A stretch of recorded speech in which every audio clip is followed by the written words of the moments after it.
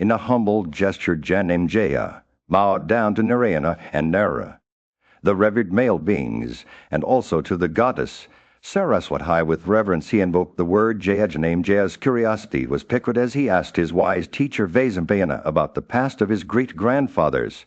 How did they pass their days undiscovered in the city of Virata?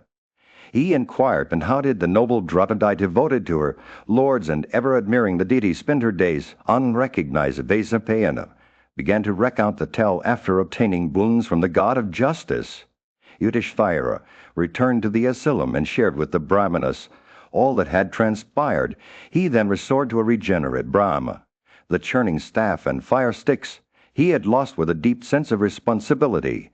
Yudhishthira called upon his younger brothers and spoke, "Exile from our kingdom we have spent 12 years. The 13th year has now arrived, and it is hard to endure. Therefore, Arjuna, son of Kunti, choose a secluded spot where we may pass our days unobserved by our enemies." Arjuna pondered for a moment before responding, "Thanks to Dharma's boon, we shall roam freely, undiscovered by men. However, for the sake of residence, I shall suggest some delightful and secluded spots: Anchala, Chidamatsya, Shurasna, Patakara, Desarna, Navarashtra, Malasalva, Yugandhara, Sarashtra, Avanti, and Kantarashtra are all beautiful and abundant in corn. Which of these regions would you choose, O king?" Yudhishthira's eyes sparkled as he replied, "It is indeed so what the adorable Lord of all creatures has decreed must come to pass. After consulting together, we shall select a delightful, auspicious, and agreeable region for our abode, where we may live free from fear." He then turned his attention to the aged Virata,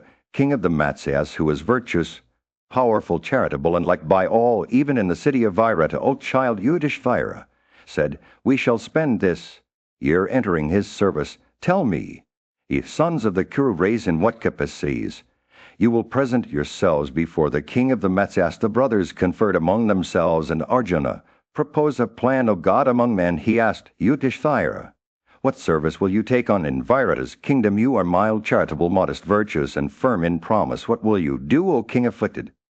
As the sun rose over the kingdom of Virata, Bhima stood before Yudhishthira with a mischievous glint in his eye. "I have a plan, dear brother," he said, his voice low and confident. "I will disguise myself as a cook named Vallabha, skilled in the art of culinary magic. I'll prepare curries that will make even the king's taste would sing, and my loads of wood will leave everyone in awe." Bhima's words were laced with excitement, and Yudhishthira couldn't help but smile. "But it's not just about cooking, dear brother," Bhima continued. "I'll show off my strength by carrying enormous loads, and the king won't be able to resist my charms. The servants will bow down to me as if I were a king myself, and with control over all the vines and drinks, I'll make sure everyone in the palace is well and happy." Bhima's eyes sparkled with anticipation as he outlined his plan. Yudhishthira listened intently, nodding his head from time to time. "And what about Dhananjaya, our brave Arjuna?" he asked. "What office will he hold in the kingdom of Virata?" The question hung in the air like a challenge, and Bhima knew that Yudhishthira was eager to hear more. Just then Arjuna walked into the room, his eyes scanning the space as if searching for something.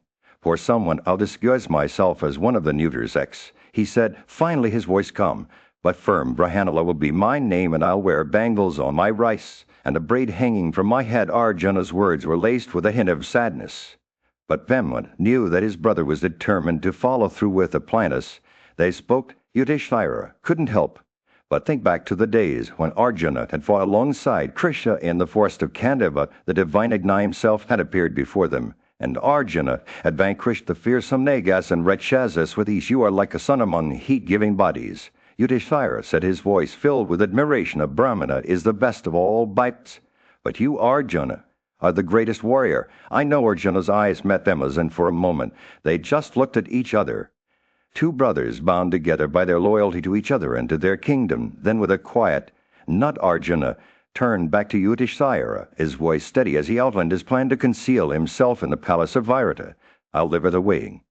In the midst of their exile, Yudhishthira, the eldest of the Pandavas, gathered his brothers around him. Their eyes sparkled with excitement as they discussed their plan to disguise themselves and live incognito in the kingdom of Varadnakila. The brave and skilled warrior spoke up first. "I shall become the keeper of the horses," he declared, his voice filled with conviction. "Under the name of Granthika, I will tend to the majestic steeds of King Virata. My knowledge and skill in training and treating horses are unmatched. Even the most spirited colts and mares will be tamed by my gentle touch with a mischievous glint in his eye. He added, No one will ever recognize me as I done this new role Yudhishthira. Nodded in approval, his eyes shining with pride. Next to speak was Sahadeva, the wise and gentle brother. I shall become a keeper of the kine, he said softly under the name of Tantriple. I will care for the sacred cows of King Virata. My expertise in milking and understanding their nature will make me an invaluable asset to the kingdom. His voice filled with devotion, he added formally, I was often tasked with looking after our own kine, and I have a deep knowledge of this work. The brothers' discussion turned to their beloved wife, Draupadi. Yudhishthira's face clouded with concern as he asked Krishna, Dear one, how will you live in disguise? You are a princess, delicate, and young, unacquainted with any kind of womanly work. His words were laced with worry, but Draupadi's quick wit and courage soon put his mind at ease. He shall become a Sarantri, she said, her voice steady, a skilled hairdresser. I will enter the service of Queen Suisha under this guise. No one will recognize me as the queen of the Pandavas. With a determined smile, she added, I will serve the queen and bring joy to her household as they finalize their plans. Yudhishthira's eyes shone with gratitude towards his wife. You have always been a source of strength and inspiration for us, he said, his voice filled with emotion. We entrust you to live virtuously, to conduct yourself in such a way that sinful men may not be gladdened by gazing at you with their plans in place. The brothers and Draupadi bid each other farewell, ready to embark on this new chapter of their lives. As they went their separate ways, Yudhishthira's words echoed in his heart, May we emerge from this disguise with honor, our virtues unblemished.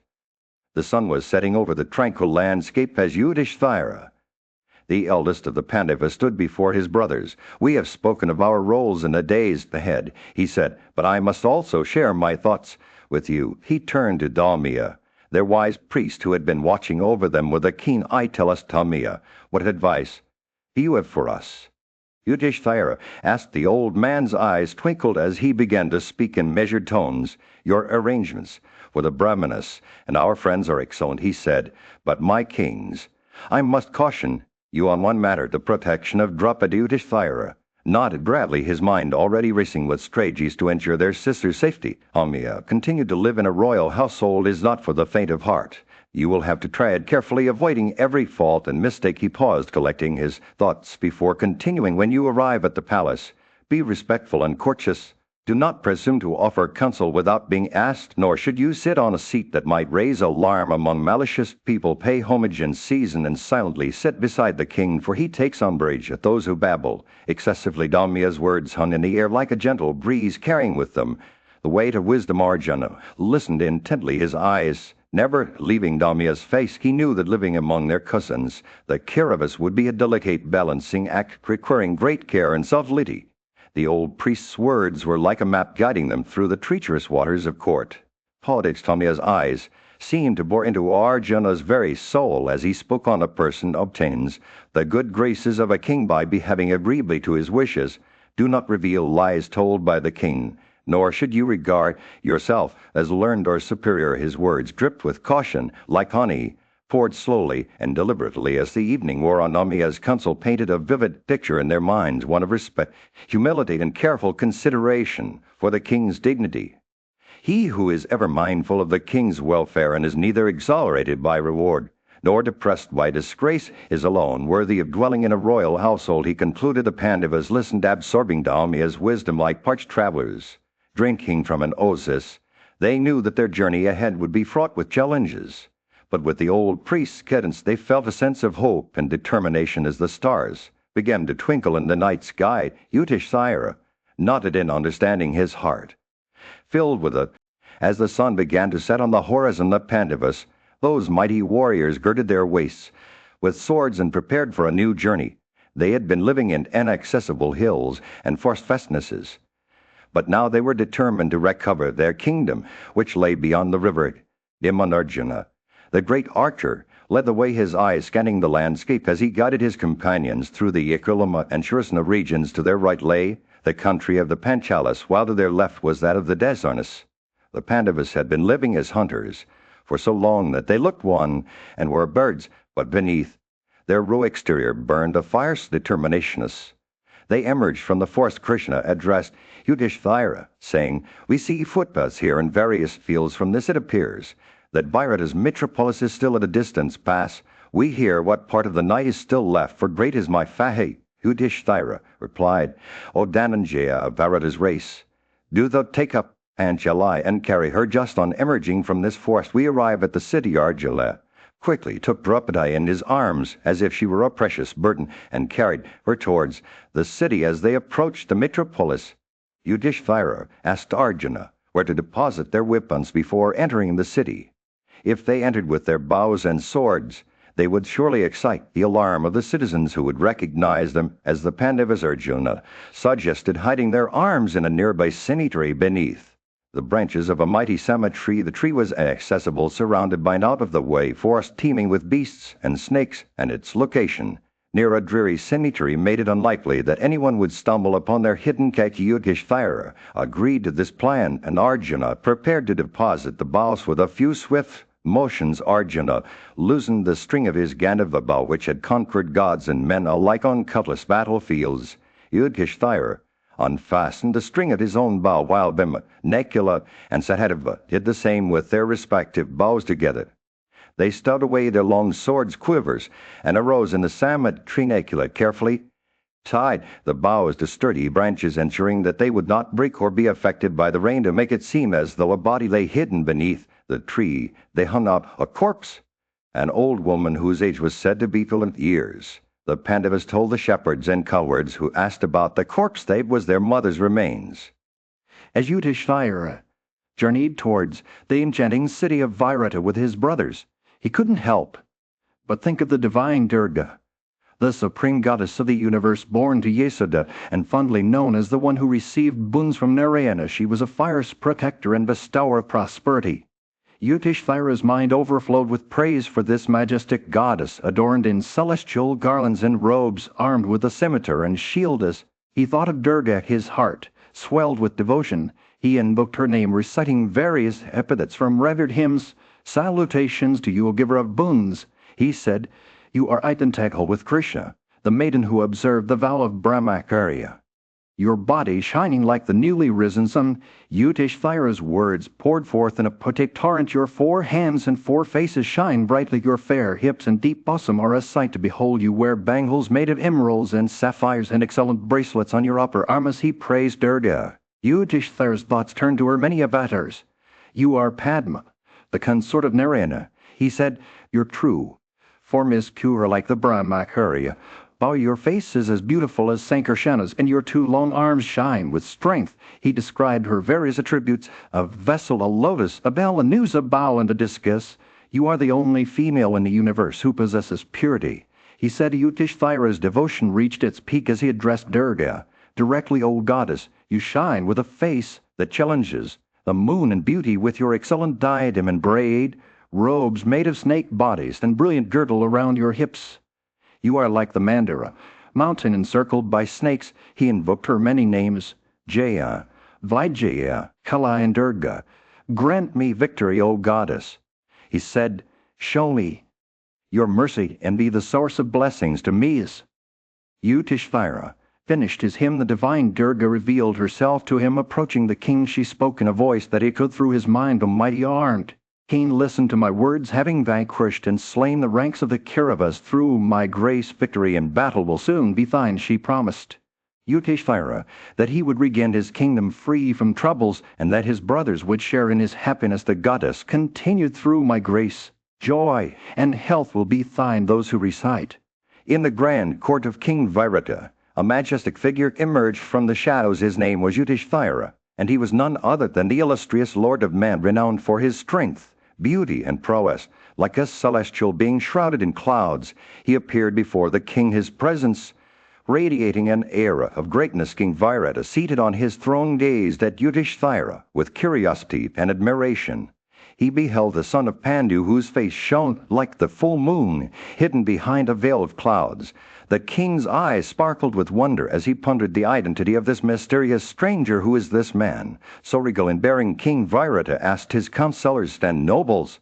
"He cannot be a Brahmana, nor does he resemble any ordinary mortal. His curly locks have undergone the sacred investiture, indicating that he is one destined for greatness. As the king deliberated, Yudhishthira approached him with confidence, his eyes shining like those of an elephant en route drawn to a gathering of lotuses. O great King Virata, he said, I am a Brahmana who has lost everything and come to you seeking sustenance. I desire to live among your people, acting under your command. King Virata's face lit up with pleasure as he welcomed Yudhishthira into his court.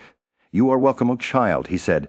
Accept the position you seek, and may our friendship flourish. The king appointed Yudhishthira to a high post, and as they conversed, Virata asked him about his past, his family, and his knowledge. Yudhishthira revealed that his name was Kinka, and he belonged to the illustrious Vaivara clan.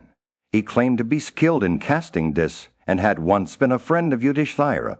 An enigmatic statement that raised more questions than answers. King Virata's eyes sparkled with delight as he offered Yudhishthira a generous boon. Rule the Matsyas, my kingdom, and I shall remain under your command. You are like a god, deserving of a kingdom. The king praised Yudhishthira's prowess at this, saying that cunning gamblers were always welcome in his court. Yudhishthira requested two favors from King Virata: that he be spared disputes with low-born individuals, and that those defeated by him at this should not retain their winnings. King Virata granted these boons, promising to slay any who dared displease Yudhishthira, and banishing them from his dominions. As the audience dispersed, King Virata showered Yudhishthira with gifts, fine apparel, viands, drinks, and vehicles at his disposal. He entrusted in the bustling kingdom of Matsya. King Virata sat upon his throne, surrounded by his loyal subjects and advisors. The air was filled with the sweet scent of incense and the soft murmur of conversations. Suddenly a figure emerged from the crowd, drawing the king's attention like a magnet. This was no ordinary youth, for he radiated an aura of strength and beauty that seemed almost divinous. He approached the throne. His movements were as fluid as those of a lion on the hunt. He held in one hand a cooking ladle and a spoon, while in the other a sword with a blade as black as coal shone brightly, its presence seeming to command attention. His attire was simple, yet dignified, a stark contrast to the splendor that surrounded him. The king's eyes widened as he took in the sight of this mysterious figure. Who is this youth? King Virata asked aloud, his voice filled with curiosity and a hint of awe. He seems like a being from another world, a celestial entity who has descended upon us. His advisors and subjects looked on, equally perplexed by the stranger's appearance. The king's words hung in the air as he pondered the identity of this enigmatic figure. Just then a group of swift-footed messengers arrived at Bhima's side, bearing news from King Virata. They informed him of the king's questions and his desire to know who this remarkable individual was. Bhima listened intently, his eyes never leaving the king. As he approached the throne, I am Valeva, a cook. Bhima declared, his voice deep and resonant. I have come to offer my services in your kitchen, O king. His words were simple, yet confident, and they seemed to carry an unspoken weight of authority. The king's expression turned skeptical as he gazed at Bhima, searching for any sign of deception. But you are no ordinary cook, the king said, his voice tinged with amusement. You shine like a god among mortals, your beauty and strength awe-inspiring. I fear that cooking is beneath someone of your stature. The king's words were laced with genuine puzzlement, and Bhima's response was quick to comment. But a servant, O king, Bhima replied, his voice unwavering. My skills lie not only in the kitchen, but also in the arena of combat. I have fought against lions and elephants, and my strength is unmatched. The king's eyes widened as he listened to Bhima's words, his mind racing with the implications. Very well, King Virata said, finally, a hint of a smile playing on his lips. You may do as you please, Valeva. You shall be the superintendent of my kitchen, and I grant you whatever boons you desire. And so Bhima's disguise was cemented, at least for the time being.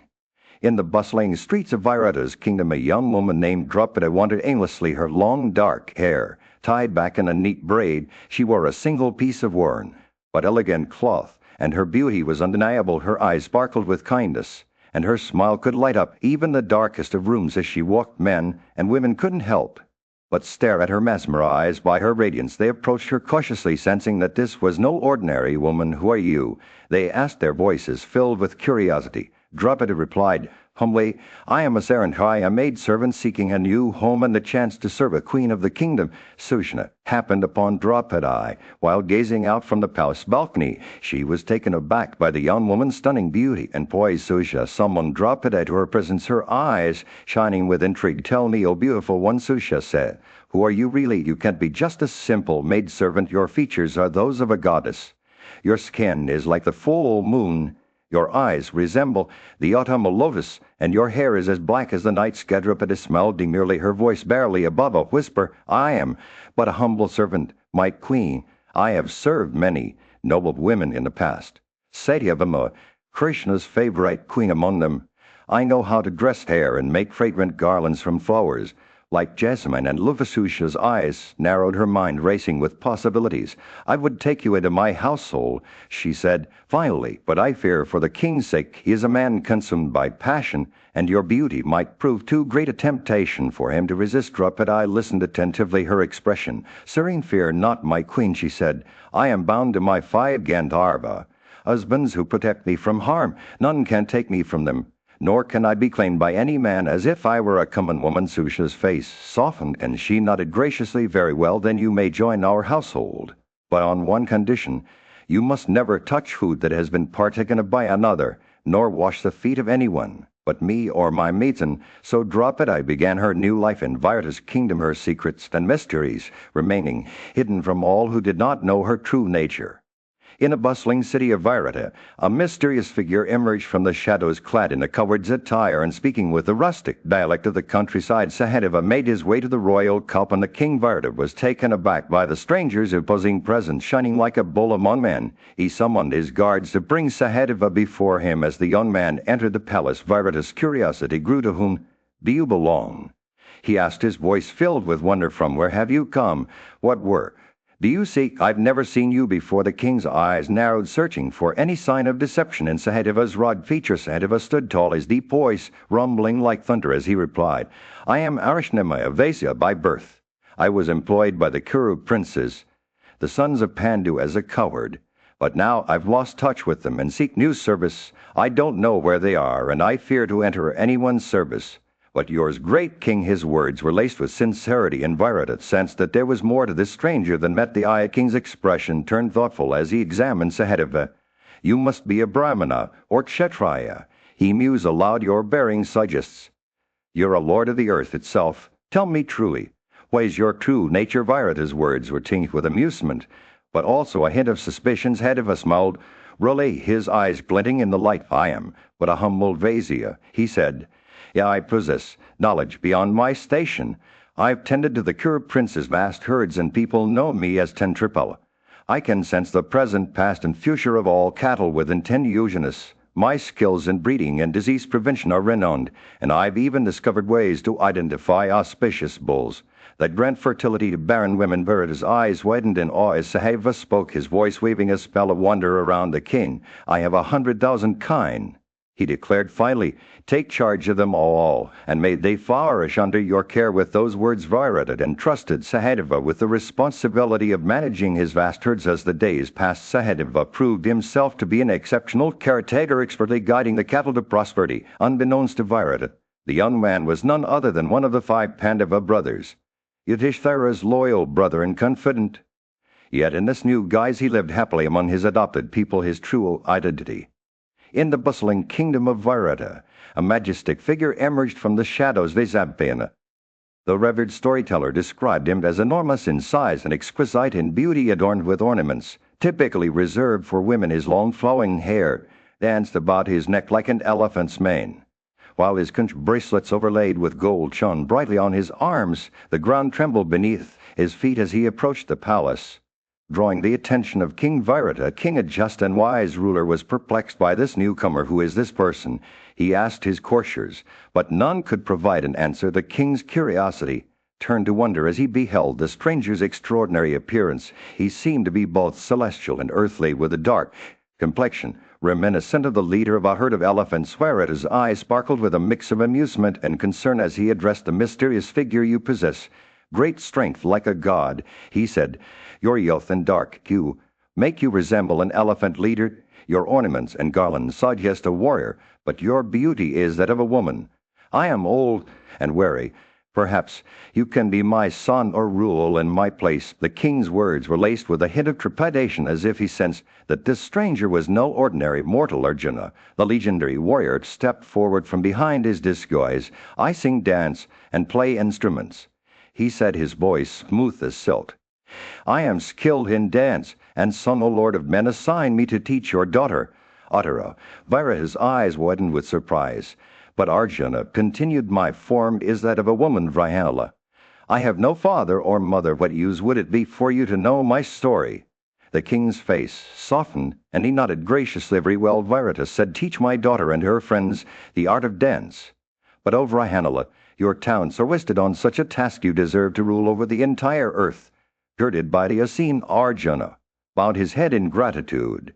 But the king's words were not mere flattery. He was genuinely impressed by the stranger's abilities and saw potential for greatness. The king consulted with his advisors and sent word that Virata was to be examined by women. They discovered that he was indeed impotent in a permanent sense. Undeterred, Virata ordered him to be sent to Uttara's apartments, where Arjuna began teaching the princess and her companions the art of singing and instrumental music. As the days passed, Virata, or Arjuna in disguise, won the hearts of the royal family with his kindness, patience, and exceptional talent. In the kingdom of Matsya, a majestic figure emerged from the horizon, his presence radiating like the sun breaking through the clouds. Vaisampayana, a sage who would later recount this tale, watched as the king's attendants pointed out the newcomer to their master. The king Virata was intrigued by the stranger's striking appearance and his keen interest in the horses that grazed in the palace grounds. Virata summoned his advisors and asked them to usher the mysterious figure into his presence. As the young man approached, he bowed respectfully and greeted the king with words of felicitation. "Victory to you, O king," he said, "and may your realm prosper." The king's eyes sparkled with curiosity as he took in the stranger's confident demeanor. "Tell me, who are you?" Virata asked, his voice tinged with a mixture of curiosity and amusement. "You seem to possess a deep understanding of horses, almost as if you were born to be their master." The young man smiled humbly, introducing himself as Nakila, a skilled equerry from the kingdom of Panchala. He claimed that he had once served under Yudhishthira, the eldest son of Pandu, and was renowned for his expertise in horse breeding and training. Virata's eyes widened with delight as Nakila began to recount his exploits in the service of Yudhishthira. "I can tame even the most ferocious steeds," he said proudly, "and my methods are so gentle that no animal under my care ever falls ill or weakens." The king was enchanted by Nakila's words and decided on the spot to appoint him as his royal equerry. As Nakila accepted the offer, Virata showered him with gifts and privileges. He promised to entrust him with the care of his entire horse stable and even offered him spacious quarters within the palace.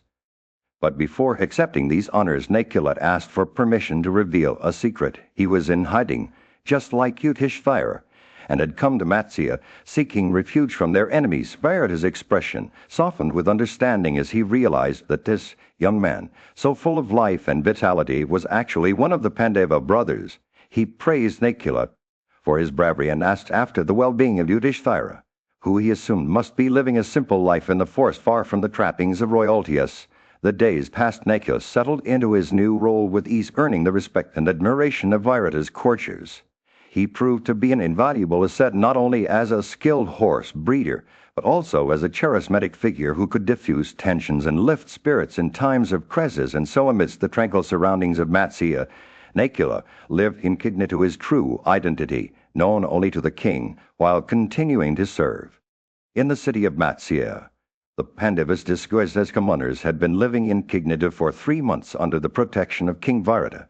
Yudhishthira, the eldest brother, had taken on a role as a courtier and won the hearts of the king and his sons with his exceptional skills in this. He distributed the wealth he earned among his brothers, while Bhima, disguised as a cook, sold meat and delicacies to Yudhishthira. Arjuna worked in the palace inner apartments, earning money by selling worn-out clothes, which he shared with his brothers. Sahadeva, dressed as a coward, provided milk, curds, and ghee to his family, while Nakila managed the horses, earning wealth from King Virata. Draupadi, in a pitiful state, took care of her husbands and remained unrecognized by others. The Pandavas lived like this for 3 months, always on guard against danger from their enemies, who were searching for them everywhere. They watched over each other and Draupadi with great concernus. The 4th month began the grand festival in honor of Brahma was about to take place in the city of Matsya. Thousands of athletes from all over the kingdom arrived, boasting huge bodies and incredible strength like the demons called Kalakenjas. Among them was one athlete who stood out above the rest, known as Jamuta, whose prowess was renowned. This formidable warrior challenged all the other athletes to a combat, but none dared to approach him. The king of Matsya, Virata, decided that Bhima, the strongest among the Pandavas, should fight against this jinn. Reluctantly, Bhima accepted the challenge, not wanting to disobey the royal commanders. The crowd watched in awe. Bhima and Jamuta entered the arena, their muscles rippling beneath their skin like two infuriated elephants. The combat was fierce, with both warriors exchanging blows that shook the ground. Their fists clenched. They struck each other with incredible force, sending shock waves through the air. Each tried to outmaneuver the other, but neither could gain the upper hand. The battle raged on for what seemed like an eternity, with both warriors trading punches and kicks. The crowd watched in amazement as Bhima and Jamuta clashed their bodies, a blur of motion. In the end, it was Bhima who emerged victorious, seizing Jamuta by the arms and whirling him around until he was insensible. The dust-settled King Virata and his friends erupted into cheers, congratulating Bhima on his victory. The noble king rewarded Vallabha with wealth beyond measure, pleased that Bhima had brought honor to their kingdom. Overjoyed, Virata continued to challenge Bhima with various opponents, tigers, lions, elephants, and even fierce lions in the harem for the pleasure. In the city of Matsya, the mighty sons of Pritha, disguised as commoners, lived among its people for 10 months. Meanwhile, the daughter of Yajnisna, the princess of Panchala, dwelled in Sushna's apartments, serving her mistress with dedication and humility. Her presence was met with admiration by Sushna and the other women of the inner palace. As the year drew to a close, Kikeket, the formidable commander of Virata's forces, caught sight of the princess. Enchanted by her beauty, he was overcome with desire like a hunter entranced by his prey. His senses inflamed, Kikeket approached Sushna, seeking her counsel on the mysterious woman. "Who is this enchanting lady?" he asked, his voice dripping with infatuation. "Her beauty is unmatched, like that of the gods. She seems to have cast a spell over me, leaving me helpless and yearning for her presence." Kikeket begged Sushna to reveal the princess' identity and persuade her to accept him as her lover. Sushna, though taken aback by Kikeket's words, remained composed. She knew that the princess was already married to Arjuna, one of the Pandavas, and that she had been living in exile with them. However, Sushna did not intervene, allowing Kikeket to proceed with his intentions. The commander then approached Draupadi herself, his words dripping with flattery and desire. "Who are you, O beautiful one?" he asked, his voice trembling with longing. "Your face shines like the moon, your eyes are as lovely as lotus petals, and your speech is as melodious as the cuckoo's song." Kikeket lavish Draupadi with praise, comparing her to the goddess Lakshmi and other celestial beings. Draupadi, however, remained unimpressed by Kikeket's words. She knew that she was a married woman bound by duty and loyalty to her husband. "You desire me," she said calmly, "but I am not worthy of your attention. I am but a lowly servant employed in the humble task of dressing hair." Draupadi gently rebuked Kikeket, reminding him of the importance of morality and fidelity. Kikeket, however, was undeterred by Draupadi's words. His desire for her had reached a fever pitch, and he began to speak with increasing boldness and arrogance. "You should not disregard me," he said, his voice laced with menace. "I am the true ruler of this kingdom, and you are but a lowly servant. I will confer upon you all the luxuries and comforts at my disposal, if only you will accept me as your lover." Draupadi stood firm against Kikeket's advances, her words dripping with wisdom and dignity. In the midst of the kingdom's festivities, Kikeket, a man consumed by maddening lust, approached his sister-in-law, Sushna, with a desperate plea, his eyes burning with desire. He begged her to find a way to make Sarantrai, the beautiful and virtuous wife of Draupadi, accept him. Sushna, moved by Kikeket's anguish and the anxiety it caused for Krishna, took pity on him. She devised a plan to save Sarantrai from Kikeket's unwanted advances. "Procure viands and wines for me," she instructed her nephew, "and when I send my Sarantrai to fetch wine, you can humor her in solitude." Vasapaya recounts that Kikeket, eager to please Sushna, hastened to prepare a lavish feast, employing skilled cooks to create an array of delicious dishes and drinks worthy of a king as the preparations Near completion, Sushna instructed Sarintrai to visit Kikikazabad under the guise of bringing wine. But when Sarintrai heard the requests, she hesitated, recalling the shameless nature of Kikika and her own vows as a wife. "I will not go to his quarters," she told Sushna firmly, "for I fear he will insult me." Sushna reassured her that no harm would come. But Sarintrai's apprehension was palpable with a golden vessel in hand, and tears streaming down her face. Sarintrai set out for Kikikazabad. As she walked, she mentally prayed to the gods for protection and invoked their truth, pleading not to be overpowered by Kikika in that moment of vulnerability. The sun god Surya took notice of her plight and dispatched a powerful Rakshasa to watch over her discreetly. Meanwhile, in Kikika's chambers, the Sutta son waited anxiously for Sarintrai's arrival. When he finally caught sight of her, his eyes widened with joy, like that of a traveler who has secured passage across the river. Unbeknownst to him, a Rakshasa stood guard over Sarintrai, shielding her from harm as she entered Kikika's presence. In the kingdom of Matsya, a Sutta son named Kikika had grown arrogant and bold. One day, he spotted Draupadi, the beautiful wife of the Pandavas, and was immediately smitten by her charms. He approached her with an offer to make her his mistress, showering her with luxurious gifts and tempting her with fine wines. Draupadi, however, was not easily swayed. She had been sent by the princess to fetch wine for a gathering, and she politely declined Kikika's advances, saying that she would bring the wine as requested. But Kikika's lustful eyes did not take no for an answer. He seized her arm, trying to drag her away. Draupadi was furious. She had never been unfaithful to her husbands, and by the truth of her oath, she vowed to expose Kikika's wickedness with a fierce determination. She shook off his grasp and ran towards the court of King Virata, screaming for protection. Kikika followed her, grabbing her hair and kicking her in front of the king.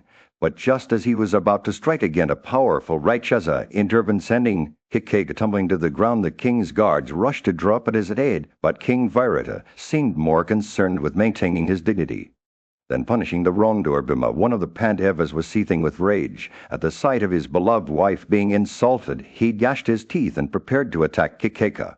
But Yudhishthira restrained him, ordering Bhima to calm down and pretend that nothing had happened. Draupadi, still shaken by the ordeal, approached the king's court, her eyes blazing with anger. She rebuked King Virata for not protecting her from Kikika's advances, calling him a robber who did not deserve to rule. The courtiers applauded Draupadi's bravery and censured Kikika's wickedness. As the court watched, Draupadi ran towards the apartments of Sushna, her hair disheveled and her eyes red with tears.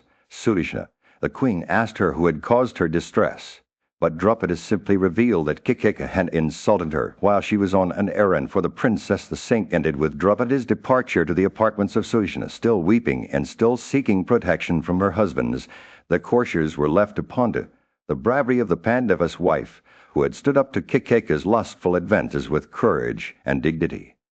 In the midst of a grand assembly, the Suta's son had unleashed his venomous tongue upon the illustrious princess Krishna, leaving her reeling with anguish. The beautiful daughter of Drupada, known for her dark hue and slender waist, retreated to her quarters, seeking solace in the stillness of the night. As she went through the motions of ablutions, washing her body and clothes with water, Krishna's mind wandered to the distressing events that had transpired. The thoughts swirled like a tempest, searching for a way to dispel the darkness that shrouded her heart. "What am I to do?" she pondered, her voice barely above a whisper. "Whither shall I go? How can my purpose be effected?" The weight of her emotions threatened to overwhelm her. But then, like a beacon in the night, Krishna's thoughts turned to Bhima, the mighty warrior, and her beloved husband. With a sense of resolve, she rose from her bed, leaving the comfort of her quarters behind. The darkness seemed to part as she made her way towards Bhimasna's chambers, guided by the light of her devotion. As she entered, the room was bathed in an otherworldly glow, as if the very presence of Drupada's daughter and the high-souled Bhima had ignited a fire that would not be extinguished. Krishna found Bhima in the cooking apartments, his chest rising and falling with each labored breath. She approached him with the eagerness of a wild animal, her heart pounding in anticipation. The princess of Panchala flung her arms around Bhimasna's neck, embracing him like a creeper enfolding a mighty sala tree on the banks of the Gomesha. She wrapped herself around him. Krishna's touch awakened Bhima from his slumber. He stirred like a lioness roused by the presence of her mate. In the stillness of the forest, the princess addressed him in a voice as sweet as the sound of a strung instrument playing the Gandhara. "Not arise, arise. Why dost thou lie down as one dead? Surely he that is not dead never suffers. A wicked wretch to live, the Messiah's mighty arms rose, and he sat upon his couch overlaid with rich fabrics. He gazed at Krishna. His beloved wife, her color gone, her eyes sunken with worry. For what purpose hast thou come hither in such haste?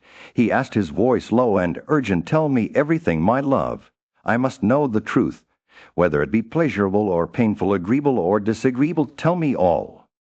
Draupadi's voice trembled as she spoke to her husband Yudhishthira. What pain could be greater than having you as my husband? She asked, her eyes brimming with tears. "You know all my sorrows, yet you ask me about them. The shame I suffered at the hands of the predicament in the assembly hall still haunts me." She spoke, memories flooded back to Draupadi's mind. She recalled the day Kikek, a wicked man and brother-in-law of King Virata, had kicked her in public. Who else but myself could endure such cruel treatment? She asked Yudhishthira, her voice heavy with emotion. Draupadi's gaze turned to her husband, who sat quietly beside her. She couldn't help but feel the deep sense of sorrow and injustice. What is the value of life when you don't see my suffering, even though I'm concerned by it? She asked Yudhishthira.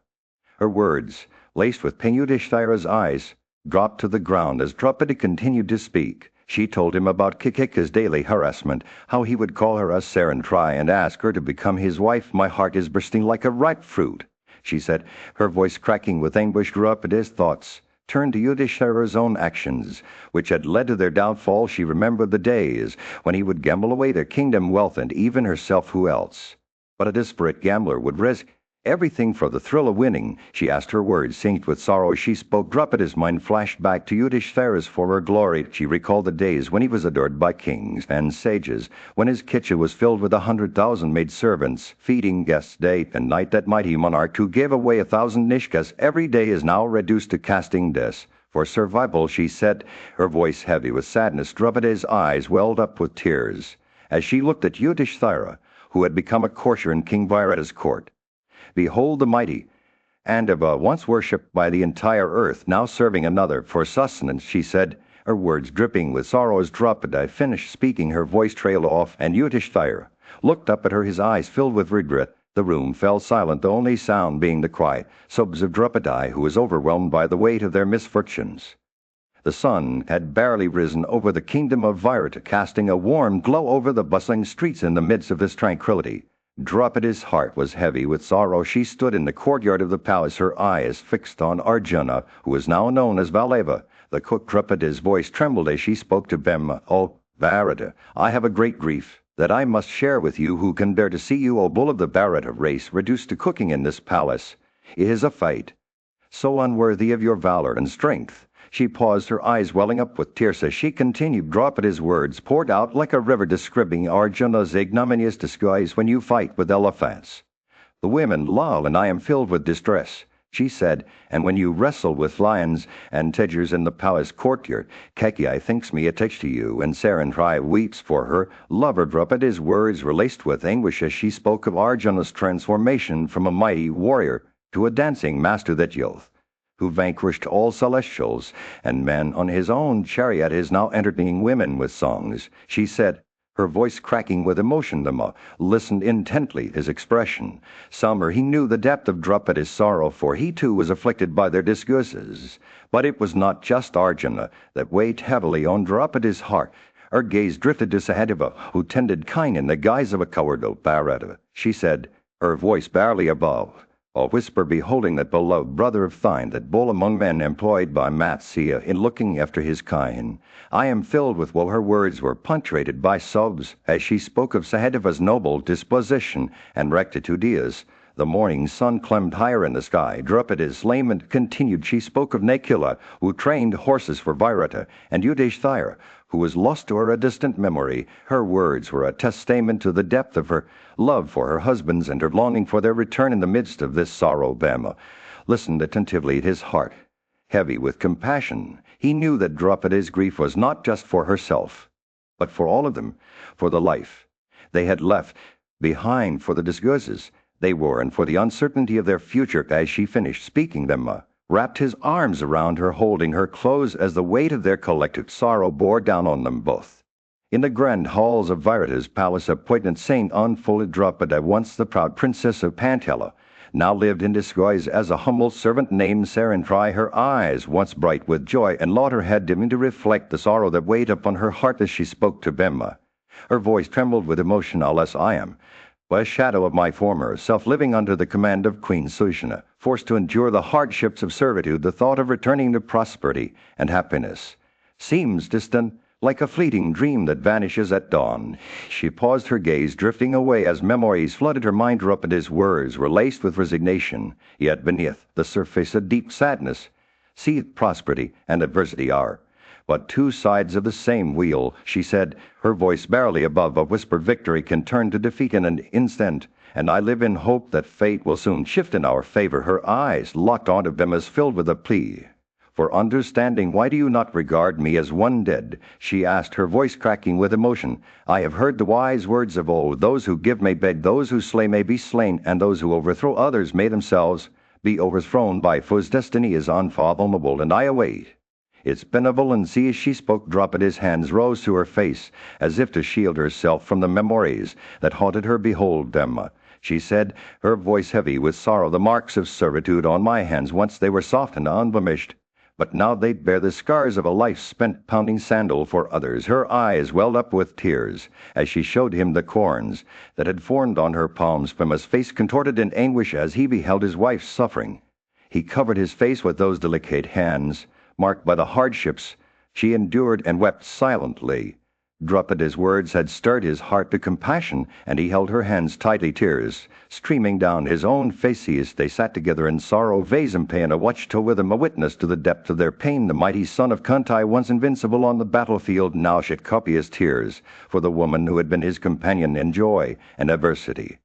In the grand halls of Virata's kingdom, a somber mood had settled over the royal family. Emma, a mighty and loyal brother of Yudhishthira, stood before Draupadi, his voice heavy with emotion as he recounted the injustices that had been done to her. Fie on my arms and the Gandhava of Falgunite, he began, for I am powerless to protect you from the cruel hands of Kikeka. If only Yudhishthira were not present, I would have unleashed a carnage upon Virata's court, crushing the pride of that drunken Sudha with my mighty strength. His eyes flashed with anger as he remembered the day he had seen Krishna kicked by Kikeka in full view of the king and his courtiers.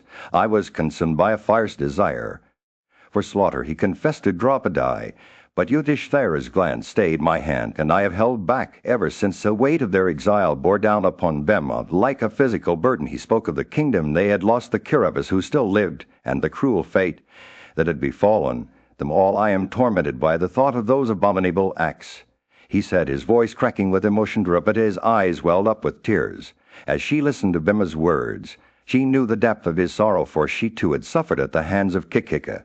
He has sought me out, taunting me with his wicked intentions, she said, her voice trembling.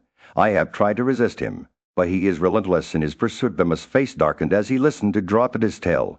He recalled the day Kikeka had kicked her in the presence of Yudhishthira, and himself the king's failure to intervene or punish the Sudha for his transgression. I will not rest until I have avenged this insult. Bhima bowed, his voice low and menacing as he spoke. Krishna hid her face in Bhima's breast, overcome with grief. Bhima wrapped his arms around her, trying to comfort her as best he could. He wiped away her tears with his hands, speaking words of reason and sense into her ear, and then, filled with wrath, Bhima turned his attention to the wicked Kikeka, licking his lips in anticipation of the battle to come. I will smash him like an earthen pot dashed upon a stone, he vowed, his eyes blazing with fury. In the midst of a somber scene, the relatives of Kikeka arrived at the palace, their faces etched with grief as they beheld his lifeless body. The once powerful warrior lay mangled and broken like a tortoise dragged from its watery home to dry land. As the Kikekas surrounded him, their own bodies began to tremble with fear, their bristles standing on end. The sight of Bhima's brutal handwork was too much for them to bear. They quickly gathered around and decided that it would be best to take Kikeka outside so they could perform the necessary funeral rites. As they lifted his body off the ground, they caught sight of Trisha reclining on a pillar, her faultless limbs a stark contrast to the chaos unfolding before her. The Kikekas' eyes narrowed as they gazed at Krishna, their anger and resentment simmering just below the surface. They accused her of being responsible for Kikeka's Demas claiming that she was an unchaste woman who had lured him to his death. The Sutas demanded that Virata grant permission to cremate both Krishna and Kikeka together as a way to honor the deceased warrior. Virata, aware of the Sutas' power and influence, reluctantly agreed to their demands. But just as it seemed like the worst was over for Krishna, the Kikekas approached her with violence in their hearts. They seized her, binding her slender waist and placing her on a bier ready to take her away to the cremation grounds. Krishna's cries for help pierced the air as she wailed aloud for her husbands Jayadratha, Vijaya, and Jayatsena. She begged them to come to her aid, but they were nowhere to be found. Instead, it was Vema who sprang into action, responding to Krishna's pleas with a fierce determination without hesitation. Vema leaped out of his bed, his mighty body swelling with rage. As he prepared for battle, he donned a disguise and made his way out of the palace, careful not to be seen by anyone. Climbing over a wall and into the cemetery, he found the Kikekas gathered around Krishna's bier. Vema's eyes scanned the scene before him, taking in the sight of the Sutas surrounding Krishna. His gaze settled on the tree nearby, its trunk as wide as 10 Vimas. With a mighty roar, Vema grasped the tree and uprooted it just like an elephant. He placed the tree on his shoulders, its branches swaying ominously in the air. The Kikekas trembled with fear as they beheld Vemas approach, their faces pale with terror. They begged each other to flee, but it was too late. Vema charged towards them. He uprooted tree held high like a mast. The sound of In the bustling kingdom of Matsya, a sense of unease settled over its citizens. Like Gadar, Cloud, the Sutas, mighty sons of the nobility, had been slain by the Gandharvas, and their bodies lay scattered across the earth like shattered mountain peaks. As news of the tragedy reached King Virata's palace, his subjects rushed to inform him of the calamity. They warned him that if Sarantrae, the princess of Panchala, returned to the kingdom, it would be a disaster waiting to happen. For Sarantrae was not just any ordinary woman. She was a radiant beauty with a presence that could stir men's passions. The king listened intently to their words and then addressed his queen, Sushnat. He instructed her to convey a message to Sarantrae, saying, "Blessed be you, O fair-faced Sarantrae. Go wherever you please." The king has been alarmed at the defeat already experienced at the hands of the Gandharvas, but little did the king know that his words would soon reach Sarantrae's ears through a different channel. Vema, the prince of the Pandavas, had rescued her from the clutches of the Sutas and had brought her safely to the kingdom. As Krishna, accompanied by Vema, entered the city, she was met with a mixture of fear and awe. The citizens, still reeling from the news of the Sutas' defeat, fled in all directions, shutting their eyes as if they could escape the reality of the situation.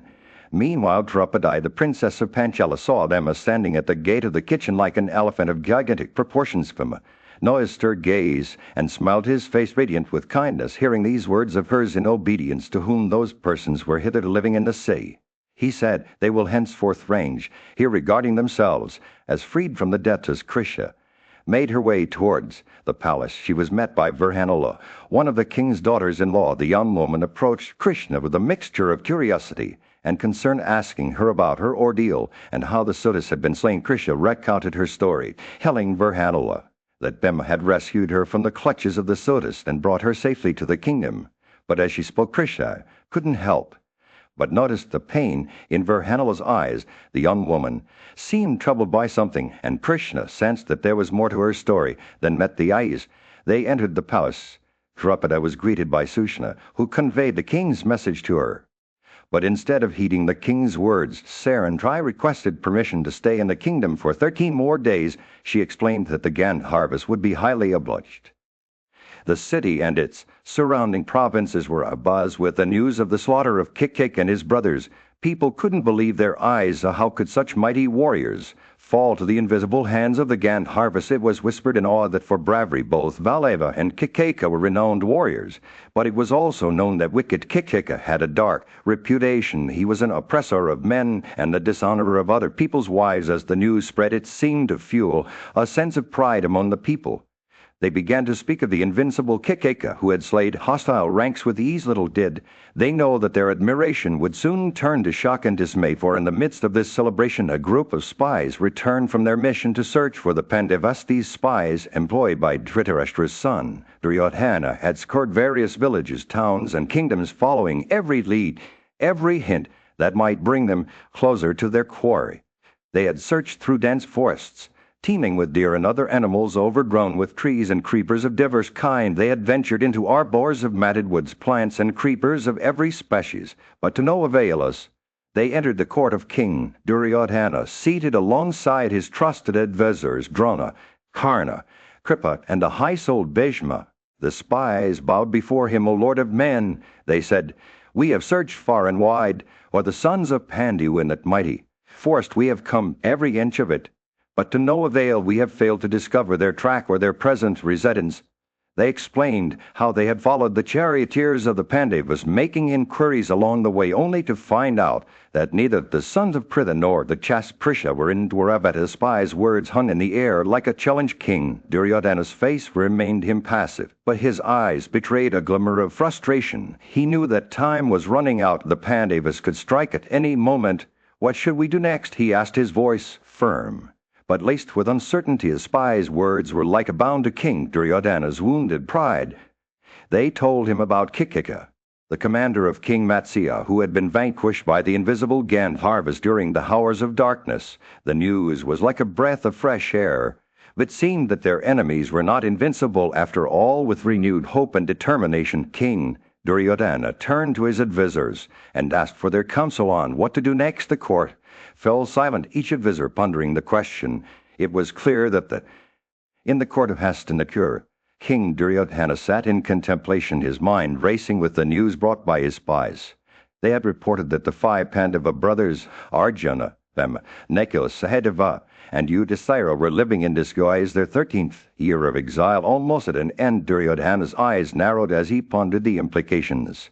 If the Pandavas succeeded in remaining undetected for the remainder of their exile, they would be free to return to Hastinapur and reclaim their rightful place on the throne. Duryodhana's thoughts were interrupted by his courtiers, who stood before him expectantly.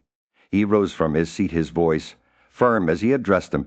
"It is uncertain whether we can uncover the Pandavas' whereabouts," he said, "but I charge you all to use your cunning and intelligence to track them down. They are devoted to their vow of truth, and if they remain undiscovered, they will return with a fierce determination to exact their revenge on the Kuru kingdom." As Duryodhana spoke, his words dripped with a sense of foreboding. He knew that the Pandavas were not ordinary men, but mighty warriors who had been trained in the arts of combat from a young age. Their wrath would be terrible to behold, and he feared for the safety of the kingdom if they were allowed to return unchecked. Karna, one of Duryodhana's most trusted advisors, spoke up. Next, his voice was low and measured as he suggested that more spies be sent out to track down the Pandavas. "Let them wander through the kingdoms and provinces," Karna said. "Let them search in palaces, shrines, and mines, and in all the other places where a man might hide." He paused for a moment before adding, "And let our spies be well disguised, that they may blend in with the people and gather information without arousing suspicion." Duryodhana's second brother, Dussasana, stood up to speak next. His voice was cold and calculating as he advocated for even greater measures to be taken to capture the Pandavas. "Let only those spies who are most trusted go after them,"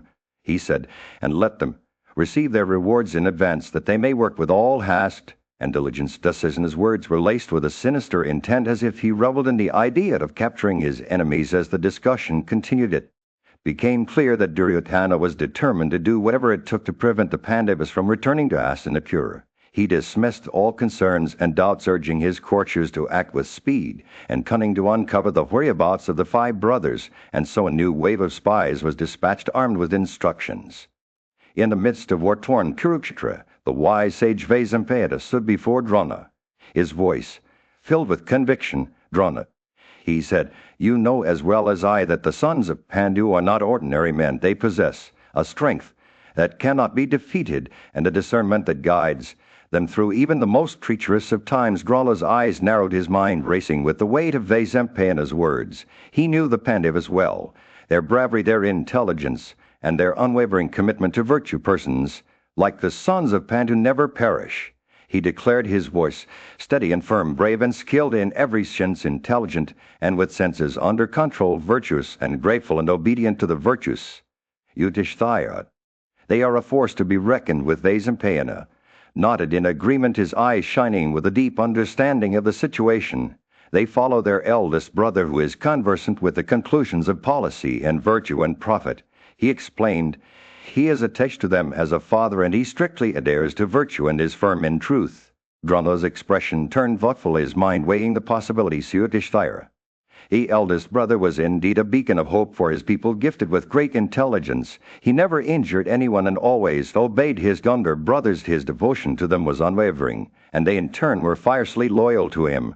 Why should not Yudhishthira be able to restore the prosperity of his brothers? Drona mused aloud. Vasampayana's voice rose in support of Drana's words. Men such as these never perish, he declared, his eyes burning with a deep conviction.